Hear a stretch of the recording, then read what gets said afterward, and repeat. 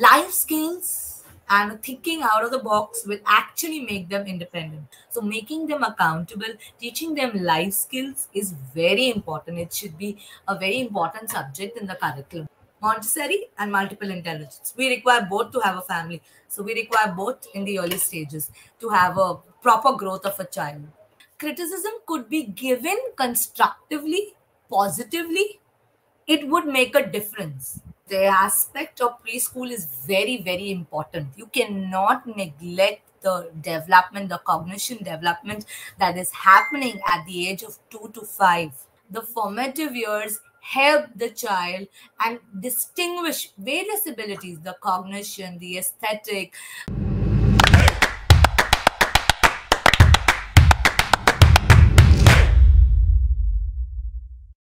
The first 5 years have so much to do with how the next 80 years turn out, said Bill Gates. Hello, everybody. I'm your host, Seema Chhoriya, and I welcome you all to another very insightful session on great principles.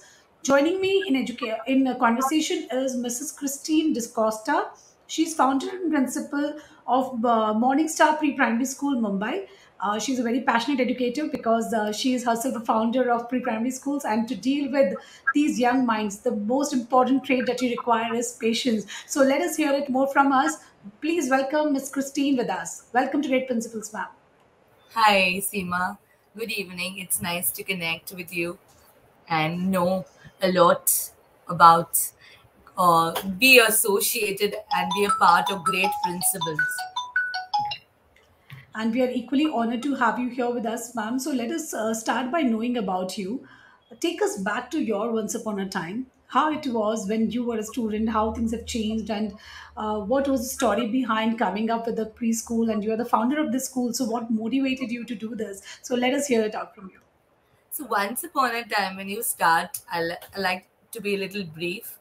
From an Alice in Wonderland, from a dreamer to being a founder of the school, it was not something that I probably dreamt of, but I wanted to make education fun. Because as a student, I always enjoyed learning from my mother, and I thought if I could have teachers like my mother and couple of teachers who influenced me, then the system would really become much better, much brighter. So that was one inspiring thing, that anecdote which I would like to share, that my mother always narrated a story while telling or teaching any concept. So for me as a storyteller, as a principal, I believe that children learn a lot through stories. And I was a girl who loved living in stories. I was a very good Alice in Wonderland, always a dreamy child. I was not a very, I'd say, not a very bright child, or very, participating, or someone who was not always on the first bench, and I feel the last benches think a lot. So I was someone who was probably on the last bench, probably someone who was always thinking, someone who always wanted, things could be done in a different way. So that is about me as a child of 8, 9, 10. I remember during our times when we came up with, anything innovative, we were always told things like, I remember calling Mother Teresa the saint of the gutters. And I was being reprimanded for that. You can't be so mean. So I thought I wasn't being mean. I was just saying that, she's someone who looks at people from the downcast, but I gave it a different meaning. So this was something that probably a unique trait, probably which was not accepted during my era. But now it is accepted, and all thoughts and every kind of opinion of a child is taken. And I feel very privileged to be a part of this education times, and things are changing. So this is something that I'd like to appreciate the changing times because of the NEP and many things that we as educators are bringing forth. Absolutely, and it's so great to know that today we are excited to hear the voices of the students. We want them to talk, we want them to think differently, and you rightly put up that things have changed and changed for good. And this is what happens when people like you and me, when we step into this fraternity, we try to bring in the changes which we always thought that things should be in this way or not in this way. So let us hear it more from ma'am. And now we are starting with a very exciting section called rapid fire round. So ma'am, you need to answer me in one word or a single sentence. Okay, Okay. I'll try. Yeah. So here goes my first question. What are your hobbies? I like reading, writing, drama, storytelling. So, in short, I like all creative aspects where all the inner part comes out. The inner me is expressed. Coming up to my next question. Do you think in today's world, being a parent is very difficult? Yes, it is very challenging with the influence of media. During our times, times have changed, and children were not influenced to social media as they are now. So it's a very different scenario, and it is a challenge for parents too. So that's why parent teacher connect is very important. Absolutely. So, yes, parenting is challenging, but it's fun in its own way. So, every generation will experience a different parenting, and everyone will have their own set of rules. So, moving ahead to my next question. From joint big families to small nuclear families, from idea of having three kids to two kids and now to one kids, what are your thoughts and importance that why do you think that a child needs a sibling? I believe every child needs his own. Like, if you put yourself alone on an island, would you be happy? You would want someone, you would want a friend, right? You would want someone of your age group. If I keep you with even Daniel Defoe, when he Robinson Crusoe, when he was alone, he made friends with animals. So everyone requires, I would say, in today's competitive world, I have one child, but I know the understanding of that child. She requires someone of her age, or probably a sibling.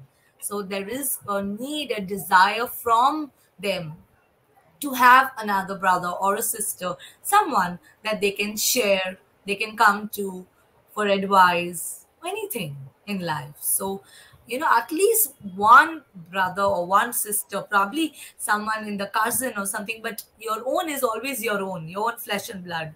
So, I'd say one sibling is okay. It's not something that's a taboo, it's not some compulsion, but having another brother or sister is definitely a boon.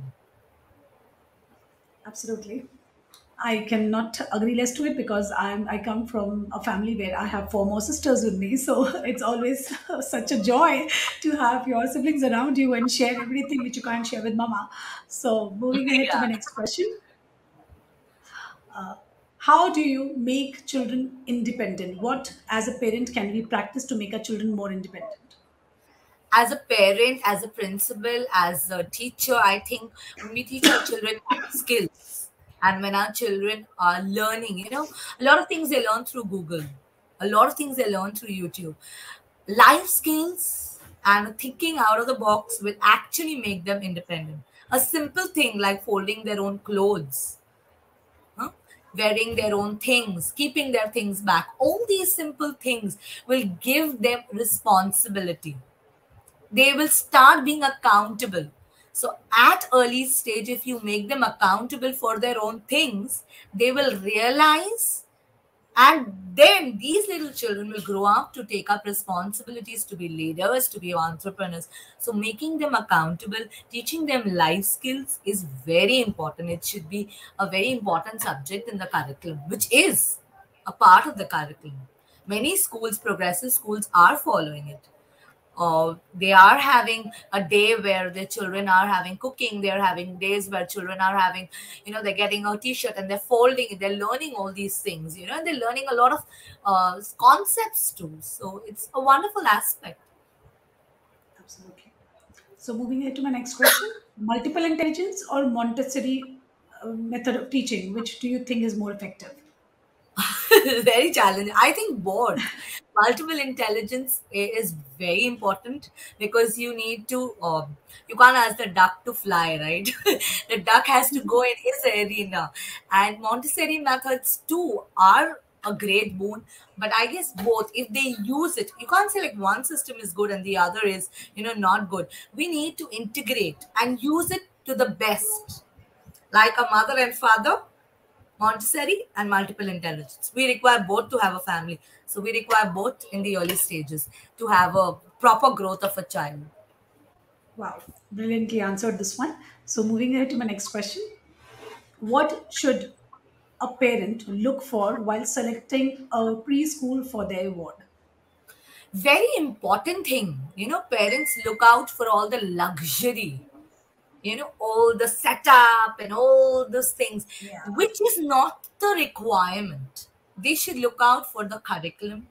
They should look out for the teachers, okay? Because normally sometimes the center head is someone else and the teachers are someone else.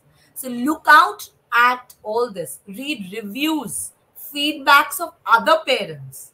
That is directly coming from the horse's mouth, and take that reviews, check those reviews, see what is done in the school, in the curriculum, see what is done, go through all those methods, those pedagogies of learning, go through that. Is fine motor skill addressed? Is that the important thing? Now what is the learning thing there at pre-primary?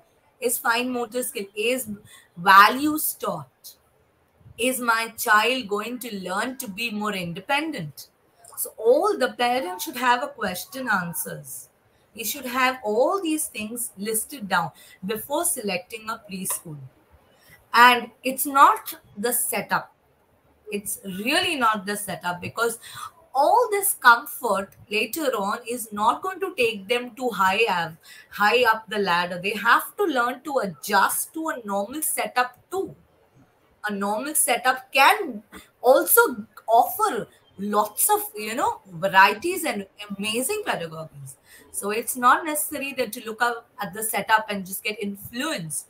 Have a meeting with the center head, speak to the center head about the curriculum, see what are the things included in the curriculum, see whether the child's needs are addressed. So all this is going to really help in the later run. absolutely. So, what is one thing about you which many people do not know? Oh, one thing about me that many people do not know, that I was a college lecturer. I was a college lecturer at St. Xavier's. I started off at 23. Um, Keeping in mind, thinking that I'm going to do my set and stick to degree college. So this is not many people don't know about this, but this shift came in when my child had an issue with speech, and I decided to pack my bag and get into this this beautiful aspect of learning at the pre-primary stage, and I don't regret it, but I enjoyed this transition in my life. And I still connect with children at a very good level, and I feel I should have always selected this before becoming a lecturer. I was a lecturer for almost 8 to 9 years before joining in the preschool sector, starting my preschool and really breaking taboos and joining. Found like I was the founder of Morning Star, so I started with scratch. So it was something that my daughter was my first student, so she's the inspiration behind it, and it made me do a lot of trial and error. It made me learn and made me go through a lot of process, understand curriculum, understand various things, apply various thinkers. So all this helped me in the long run. So Wow. I'd say You nobody know, knows about this little secret about me being a lecturer. Even she doesn't know. She always thinks that I teach small children. And I'm only associated with small children. So she doesn't believe that aspect till I show her my eye card. And I kept that eye card very well so that I can show, like, I was someone here. we as parents always want the best for our children, and when you teach your own child in the school founded by you, then there is no other certification required, that all nothing but the best is being utilized here, because Correct.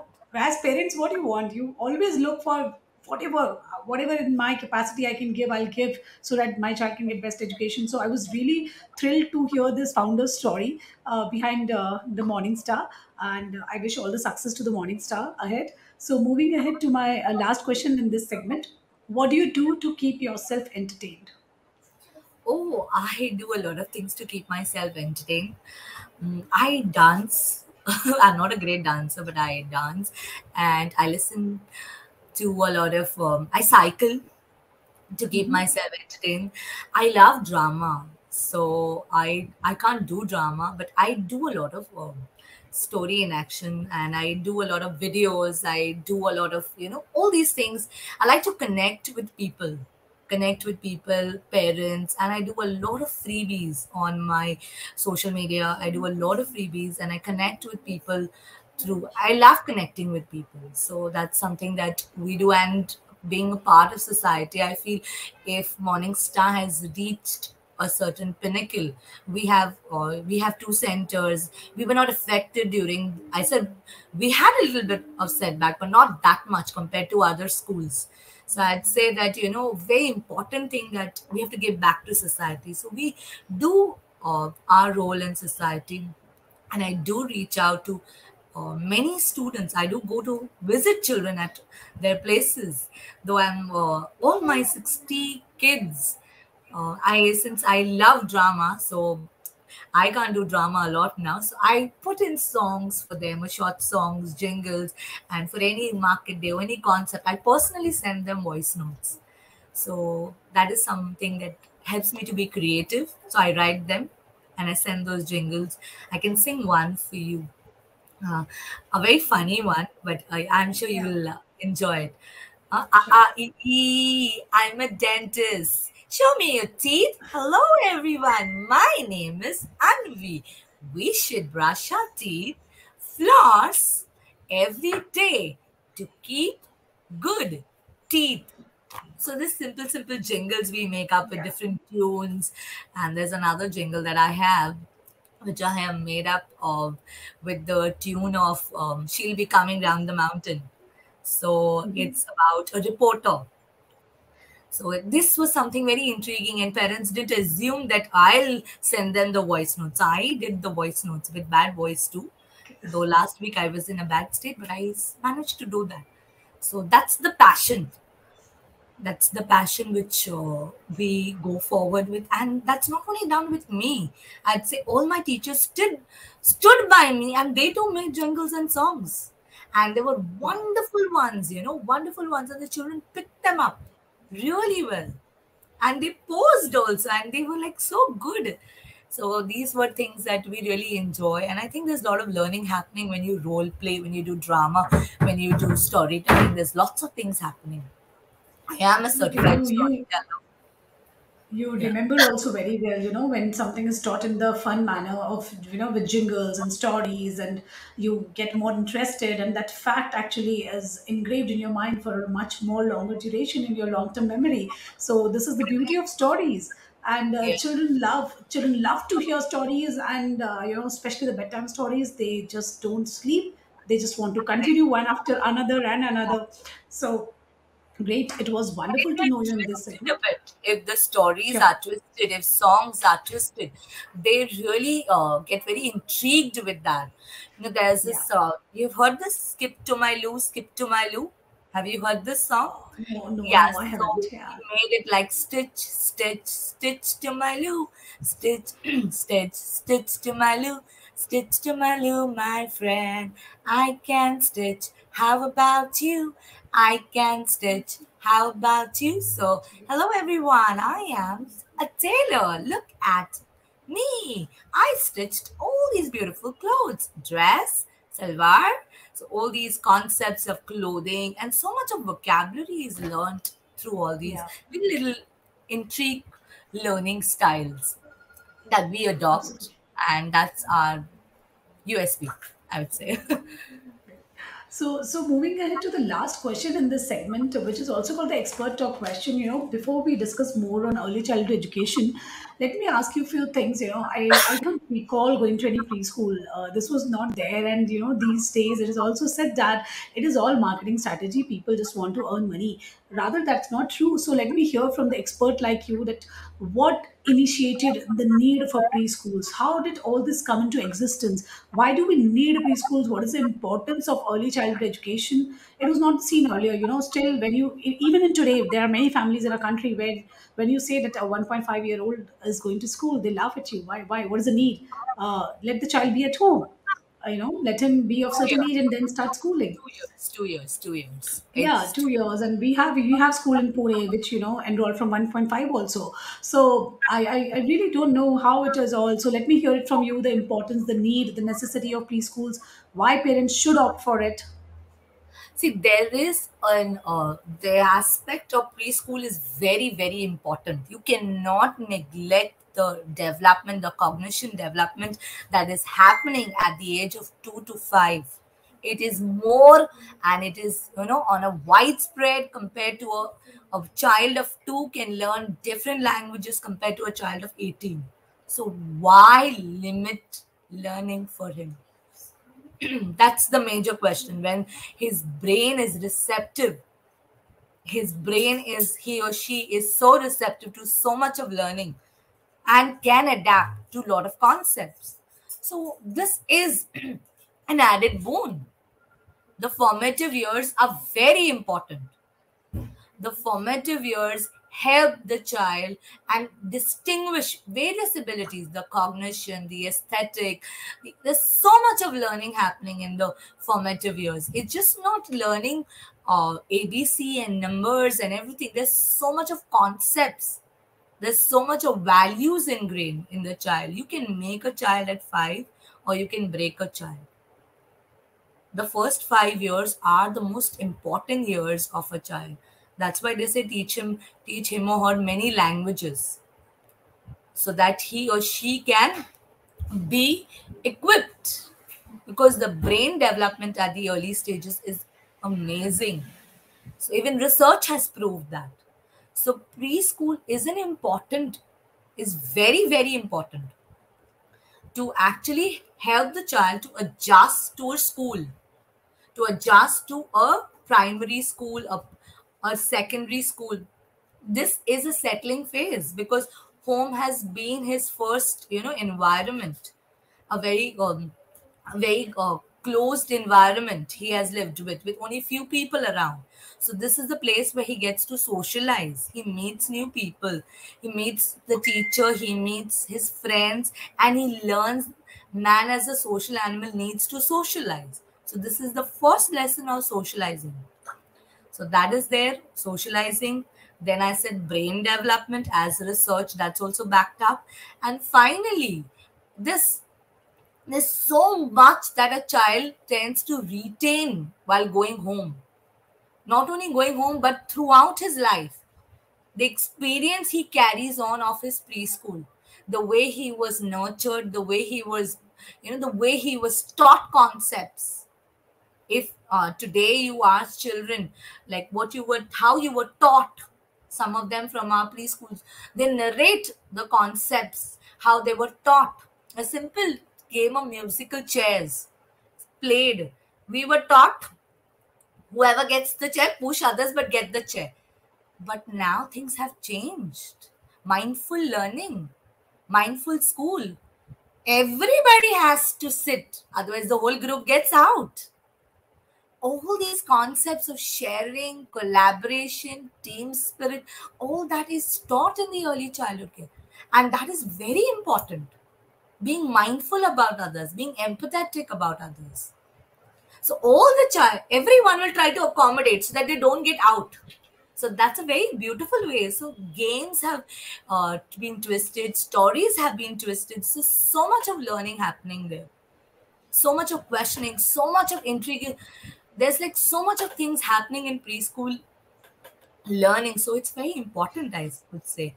It's like missing out on the fun, missing out on joyful, missing out on a lot of things.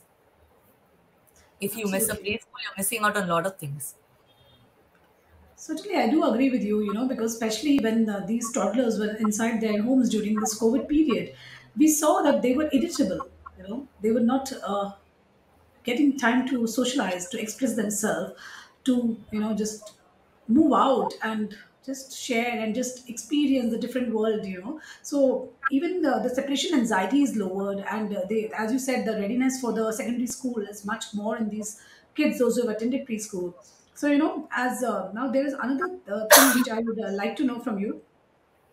There are a few things like, you always try to make the child comfortable who is not yours. So when a child comes to your home, and suppose if the kids are playing, you always try to scold your own child, why did you do this, why don't you let him get the toy? So how do you explain these things to parents, just to be just, because this is commonly in every household, that even if the guest child has made a mistake, but you scold your own children. So how do you deal with this? See, this is something that probably you cannot take sides at that moment, because even your child, if your child or he is of a parent takes up for another child in front of the other person, obviously you would feel bad. So in that time, just try and point out the mistake. See, tell the child that you are good, you are nice, but what has happened here could not have happened. We could have done this in a better way. So we are not pointing out, at people or anybody. We are pointing out at things that could be done in a better way. And this is not the last time. We can do it, for example, we were fighting for a toy. Okay. Now, we could tell them that, in this hassle, this toy is broken. So in a next time when we get another toy, we could share it. Like you play 10 minutes, I play 10 minutes, and then the toy would probably not break. And both of you have had a good time. Or you'll plan a game. You all are so good at, narrating stories, you can plan a game with that toy. So something like that. Criticism could be given constructively, positively. It would make a difference in comparison to taking sides and yelling at one person, because that is your home person, and the other one, it's always, my mother always says, this is your home person, so you can just yell and say things, but that person is an outsider, so you always try to, but no, in a way we are hampering the other person, we are hampering our person. We can't do that, because that other person realizes that when a guest comes, I'm not a priority, the guest is a priority. Yeah. Okay, and which is not something that we want to put.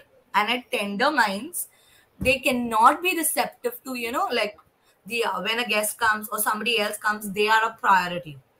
Always handle that situation that time with a mindful understanding of the situation. Attack the problem and not the person. Be mindful of the situation. There are two children, and it's always not to, the best thing I always tell parents, not to get into children's issues and children's fights. It's just a waste of time. You can always talk about these fights later to your child and explain, but don't take sides there. It's of no use taking sides, because today they'll be friends, tomorrow they'll fight, today again they'll be friends, and it goes on. So it's Absolutely. of no use taking sides and just spoiling the momentum, because children realize, and in play they learn a lot of things. So play is the highest form of research. Albert Einstein says that children play and learn various things. Absolutely. So, I think you very meticulously have put forth the benefits of preschool, the need of preschool, and what should be the ideal way for parents to select the preschool for their children. So, preschool has a very important role, dear viewers, in shaping your child. It gives them a lot of exposure, and given the fact that today the family size is with limited number of people. Earlier, it was a different story. We had so many people around, and kids were not so engrossed in other activities as they are today. Today kids are very busy. They have this class or the other class going on, so children don't get time to play with each other. And this is where the preschool comes into picture. They give them all those opportunities which they do not get. So choose your school wisely. And ma'am has very beautifully shared us how you should choose your school, why there's a need, and what are the benefits of the preschool. So stay tuned for more exciting episodes. Thank you so much. Thank you so much, Christine ma'am, for the wonderful session we had today. It was truly insightful. Thank you, Seema. It was really inspiring to speak to you and share things. Yeah, I would always like to end with this following quote that follow your passion and it will lead you to a purpose. You wouldn't know where your passion would take you, but if you do not follow your passion, it's not going to lead you to the purpose that you feel you're called for. So, passion, profession are very important. So keep in mind this while, any little thing, when you're even helping your child to select his career, uh, big children, always I tell them, don't do what your parents tell you to do. Do what you like. Because eventually you'll complete your engineering, you'll complete your doctorate, you'll complete everything, but you will not like it. So Absolutely. be vocal about what you like. And if you want to be a doctor, take it up. Just don't take it because of your percentage. Don't take it because you feel you can be a good doctor. Feel that strongly. Let it be your gut feeling that you want to do it because you want to influence, you want to change lives, you want to make a difference in society. Like, for instance, when I decided to be a teacher, it was not something that was imposed on me. It was not something that I wanted to take up from a family of teachers. It was something that probably not that I wanted to do this. I took it up because it was something that I realized and I have seen. To teach is to touch lives forever. It's to influence, to inspire, to create that kind of, aura of yourself. A teacher is a catalyst. So when I took up this profession, it was always in my mind that always try to teach in a way that every person understands.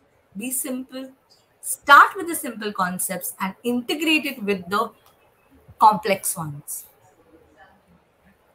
And this is what a passionate teacher is speaking to us today. You know, your entire session could show us that how passionate you are towards what you're doing. And when you are focused, and when you are passionate, success automatically follows you. So wishing you luck, and hoping to see many more branches of Morningstar coming up. Hopefully. Yes, Thank you. certainly it will. It will. Yes, thank you so much for your time with us. Thank It's you. not Have about a good day. branches. We are our focus is about having a skill based affordable school and training teachers in most of the places in India to have about no, you don't need to have expensive teaching aids. You can simply make a lot of teaching aids with what you have. So Yeah. that is our goal, to reach out, to teach, to bring out the best in this entire fraternity. So having a Absolutely, you know, skill-based and school is skill-based is our agenda. Franchisees are there, but they are on the latter run. But having a skill-based school, having an affordable fee structure, what schools do now is experiential, and all these things are only for the elite. What about the middle class and the lower middle class? Can they afford it? So we are a school that is affordable for the masses, and there is no disparity in the fee structure for people from the marginalized too. So it's affordable, and we offer things for them that they can use. So that is something that we have, tried to do, and we are trying our level best to reach a position of a skill-based higher secondary school. It'll take time, but it will work. As Ratan Tata says, very importantly, that if people say things don't work in India and go abroad, no, it works. And it works without paying too. And I am an example of that. Without paying, it does happen. And Mr. Tata is also an example of without paying significantly, if you work with a passion, you can make a difference. And you will. wow, it was such an insightful conversation with a passionate educator, and I wish more youth to join in education so that we can see these kind of changes happening, and much more quality education coming up in the society. So, thank you so much once again for your Thank time with you. us, and hope to see you again. Thank you. Yes. Namaste. Bye bye. See you. Bye bye.